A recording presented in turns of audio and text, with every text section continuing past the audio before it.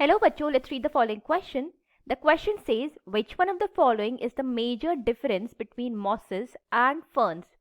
Is it A, ferns lack alternation of generation while mosses show the same? Is it option B, mosses are facultative aerobes while ferns are obligate aerobes?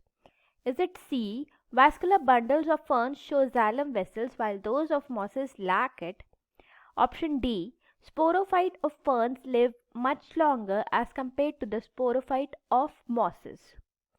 So हमारा यहाँ पे जो की concept है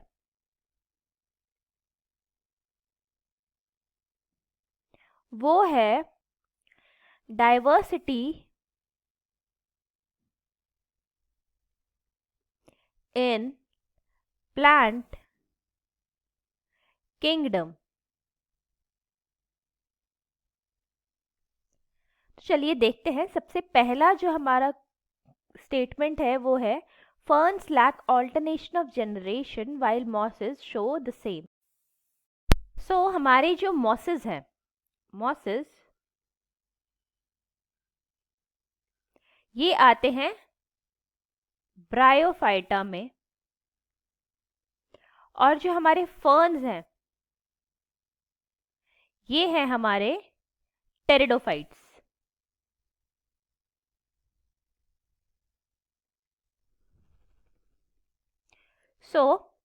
जो सबसे पहला statement है जो बोल रहा है कि ऑल्टरनेशन ऑफ जेनरेशन, तो ऑल्टरनेशन ऑफ जेनरेशन किसके बीच में होती है?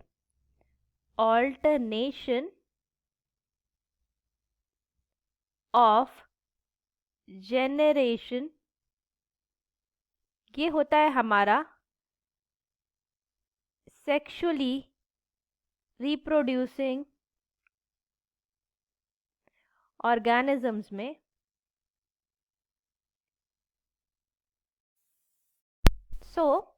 जितने भी सेक्सुअली रिप्रोड्यूसिंग प्लांट्स हैं उनमें हमारे को ऑल्टरनेशन ऑफ जेनरेशन देखने को मिलता है। और ये ऑल्टरनेशन ऑफ जेनरेशन किसके किसके बीच में होता है? ये होता है हमारा हैप्लॉइड गैमेटोफाइट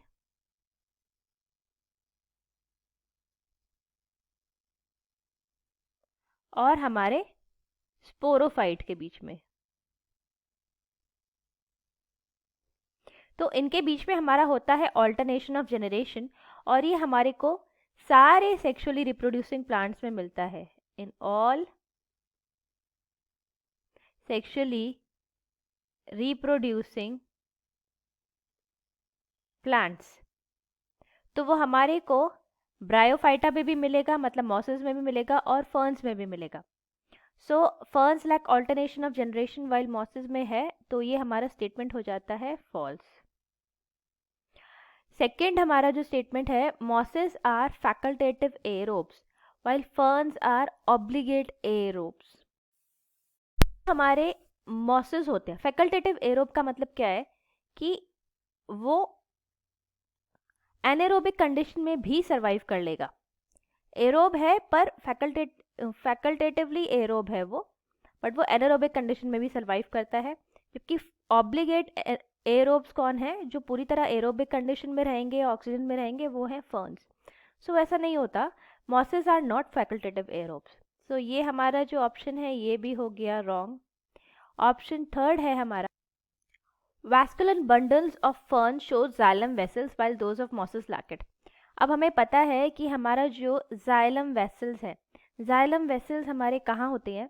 ये होते हैं हमारे एंजियोस्पर्म्स में। ये एंजियोस्पर्म्स में होते हैं। ये हमारे जो फर्न्स हैं हमारे टेरिडोफाइट्स में, तो इसमें हमारा वेस्कुलर बंडल प्रेजेंट नहीं होता। सो हमारा third statement is also false. Fourth हम देखते हैं, sporophyte of ferns live much longer as compare to sporophyte of mosses. तो अगर हम बात करते हैं ब्रायोफाइट्स की या हमारे मॉसेस की बात करें अगर हम, तो इनका जो डोमिनेंट फेज होता है, डोमिनेंट फेज जो है इनका वो होता है हमारा गैमीटोफाइट।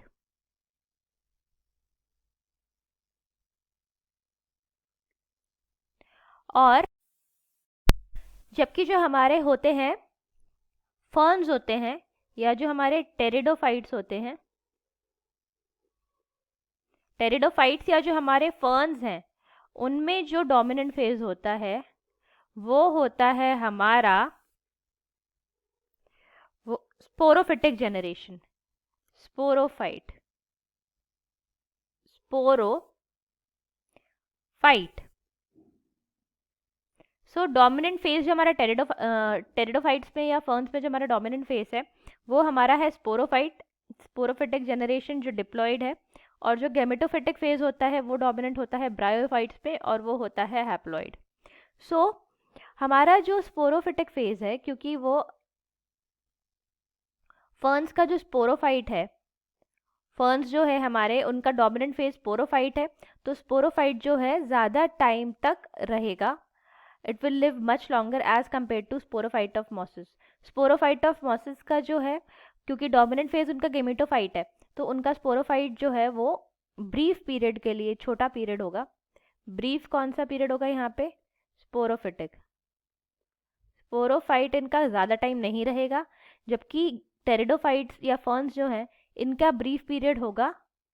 ब्रीफ टाइम के लिए कौन रहेगा यहाँ पे? गैमेटोफाइट। सो हमारा जो लास्ट स्टेटमेंट है वो बिल्कुल सही है।